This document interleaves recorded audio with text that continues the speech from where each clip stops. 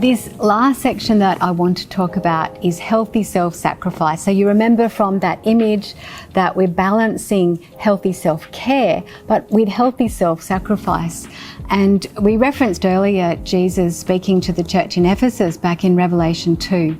And he commends the church in Ephesus for their self-sacrifice, for their hard work. And he says, I know your deeds, your hard work and your perseverance. You've endured hardships for my name and have not grown weary. We're called to do hard work in ministry, aren't we? And pushing ourselves to a point, not to the point of burnout, but pushing ourselves is a good thing. And it's part of God's design. And our motivation, of course, to work hard and to be self-sacrificial is that this is who God is. He's a God who serves and sacrifices himself and calls us to model ourselves on him.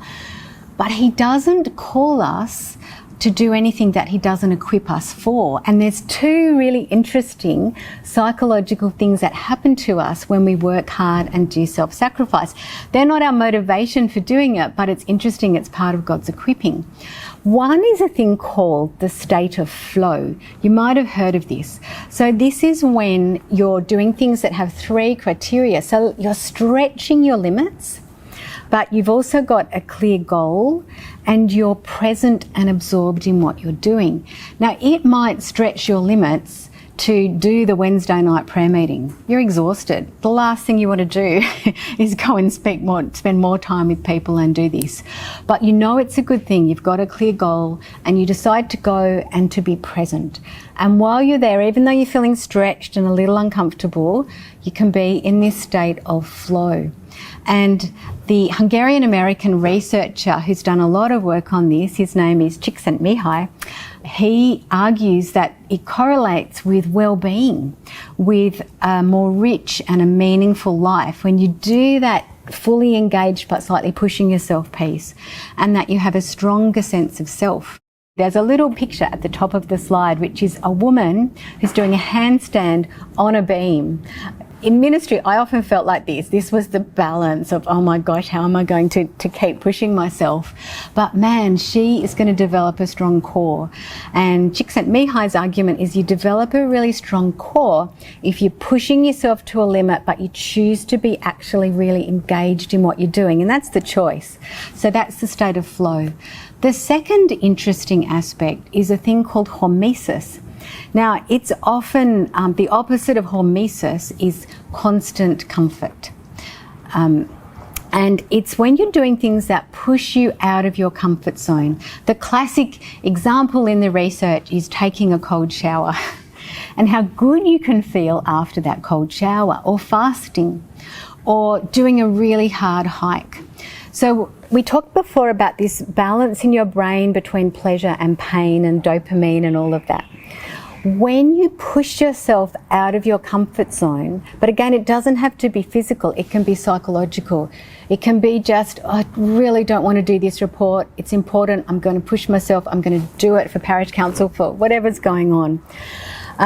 After you've done it, your brain has an inbuilt mechanism that you've put yourself through a bit of pain. It will actually make you feel good. Your dopamine will lift a little bit. You'll get a little bit of a reward. And the second thing that happens is that small things can start to feel good. You know, you go away on a camping trip and you come back and just the hot shower is amazing in a way that it's never felt. In the same way, small experiences of pushing yourself, even though it might not be something you feel like doing, you're a bit uncomfortable doing it, our brain will equip us with a little bit of dopamine, a bit of reward, a bit of an increased capacity to enjoy the small things in life. If you're interested in reading more about this, there's a great book called Dopamine Nation by a psychiatrist called Anna Lembke, and also a book called The Comfort Crisis by Michael Easter, and he's a men's health journalist, and he talks a lot about this idea of pushing ourselves. So it's interesting, isn't it, that with both flow and hormesis, when we do push ourselves out of our comfort zone, not into burnout, but at least, you know, we do have to do these self-sacrificial things. God has equipped our bodies to be resilient enough to cope with this. So we've talked about the four images there. We've got our two burnt orange ones on each end, which we're avoiding. the unhealthy self-care and the burnout. And we're trying to balance good self-care with a trust that God has designed us to do good self-sacrifice.